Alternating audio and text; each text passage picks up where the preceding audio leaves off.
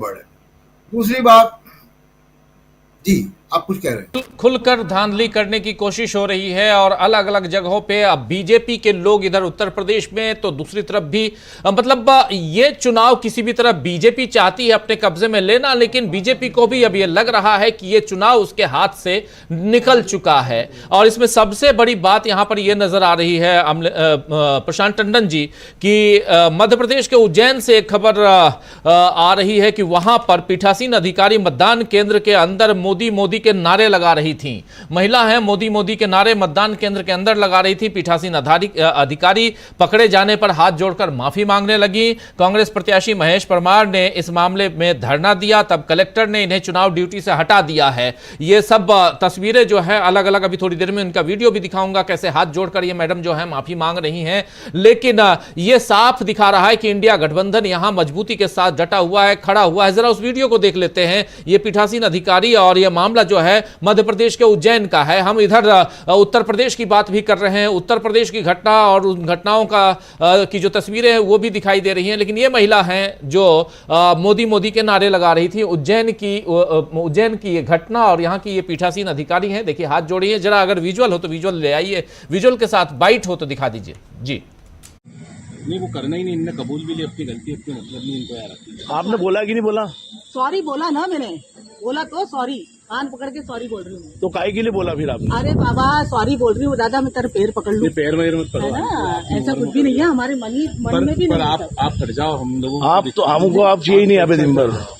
आप बोल दो उनको क्या आप मतदान केंद्र को प्रभावित कर रहे हो आप मोदी मोदी करके। अरे नहीं भैया, मोदी मोदी क्यों करेंगे हम?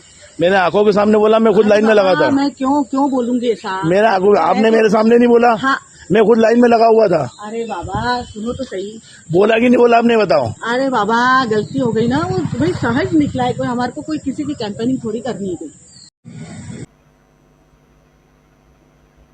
और ये डॉक्टर दीपक पाचपोर जी क्या कुछ कहेंगे उज्जैन की घटना और मोदी मोदी के नारे पीठासीन अधिकारी अंदर लगाए। और आप याद कीजिए कि पिछले तीसरे चरण में जो मतदान हुआ था वहां गुजरात में, वहां पर ऐसे ही एक पीठासीन अधिकारी ने, वो पुरुष थे और वो पेन का इस्तेमाल कर रहे थे जिसपे भाजपा का जो कमल छाप है वो दिखाई, कमल का निशान वो था, उस पर भगवा कलर में रंगा हुआ भाजपा का वो, और उसको शक्ति सिंह गोहिल ने पकड़ा था। तो शक्ति सिंह गोहिल वहां पर काफी नाराजगी जताते हुए नजर आए थे, उस पर मतदान कैंसिल करवा दिया गया था। क्या आज यहां भी उज्जैन के इस बूथ पे मतदान कैंसिल होगा, यह देखना होगा। लेकिन यहां हाथ जोड़कर माफी मांग रही, कान पकड़ रही हैं मैडम। और ऐसी घटनाएं क्या कुछ बता रही हैं यहां से एक तस्वीर साफ करने की हम कोशिश करेंगे। क्या वही तस्वीर है जहां से इंडिया गठबंधन को बढ़त दिखाई दे रही है और इसलिए यहां बाकी जो है यानी कि बीजेपी के जो समर्थक हैं या बीजेपी के कार्यकर्ता हैं वो काफी नाराज, और चाहे उत्तर प्रदेश हो, बिहार हो या दूसरे राज्य हो या मध्य प्रदेश हो, हर तरफ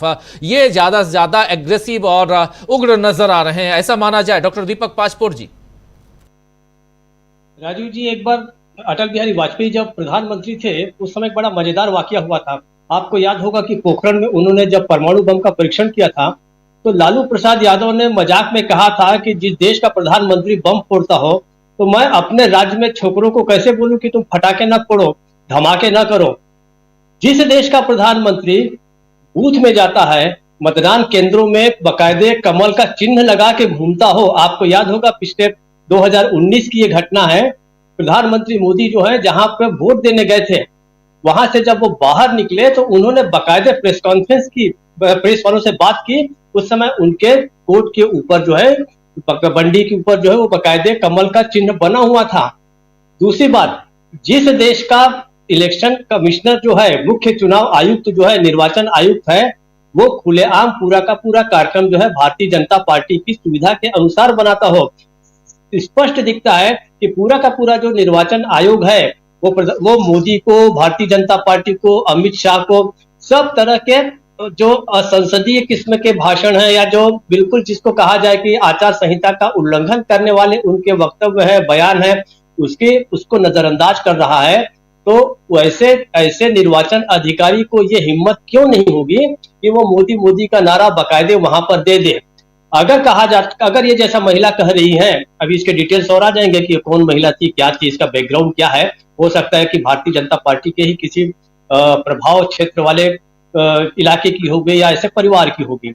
लेकिन निश्चित रूप से जानिए कि इसके सबकॉन्शियस में तो भारतीय जनता पार्टी को जिताना है, इस तरीका का कोई न कोई इंस्ट्रक्शन जरूर होगा, तभी उसके मुंह से ये निकल रहा है मोदी मोदी। तो बाकायदा माफी भी मांग रही है, लेकिन ये पर्याप्त नहीं है। इसका मतलब ये है कि आपने पूरे के पूरे चुनाव आयोग को, पूरा का पूरा जो निर्वाचन आपका जो सिस्टम है, प्रणाली है, उसका भगवाकरण कर दिया है।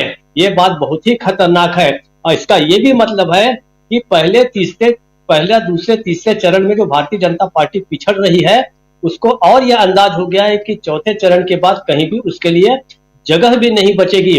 तो इसका मतलब है कि ऊपर से निर्देश है कि कैसे भी हो के भारतीय जनता पार्टी को जिताइए।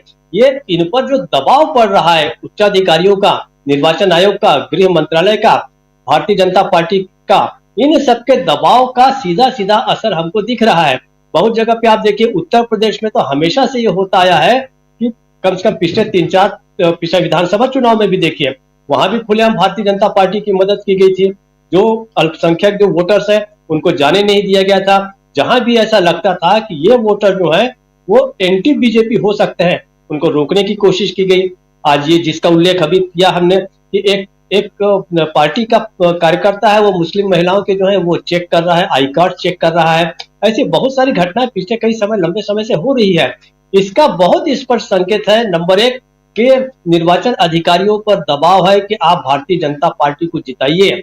नंबर 2, भारतीय जनता पार्टी को अब ये पता चल गया है कि हम मतदाताओं के बल पर तो नहीं जीत सकते, अपने कार्यकर्ताओं के बल पे नहीं जीत सकते। अब हम जो जीतेंगे वो निर्वाचन अधिकारियों और ईवीएम के बल पे ही जीत सकते हैं। राजीव जी। जी, आपको थोड़ा रोकना चाहूंगा। ये तस्वीरें जो आप देख रहे हैं दोस्तों, ये अखिलेश यादव कन्नौज पहुंचे। अखिलेश यादव और कन्नौज में जिस प्रकार की सुबह से गतिविधियां जो हैं वो अलग अंदाज में जा रही थी। वहां पर मतदाताओं को, खासकर जो अपोजिशन की तरफ ऐसा लगता है कि अपोजिशन की तरफ वोट डालने जा रहे हो, ऐसे मतदाताओं को रोका जा रहा था, धमकाया जा रहा था।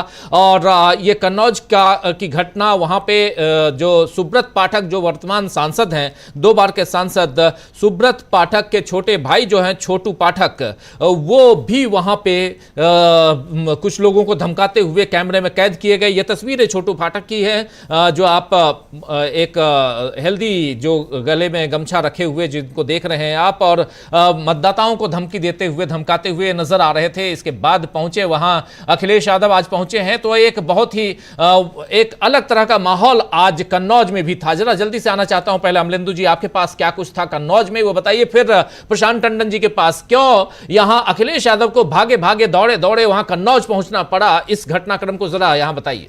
राजीव जी, खबरें ये आ रही हैं कि कल तो एक तो अखिलेश यादव ने एक बाइट दी थी और उस बाइट में कहा था कि उन्हें सूचना मिली है कि लखनऊ में मुख्यमंत्री कार्यालय से 3 डीएम और 3 एसपी कन्नौज भेजे गए हैं चुनाव में गड़बड़ी करने के लिए। ये कल का उनका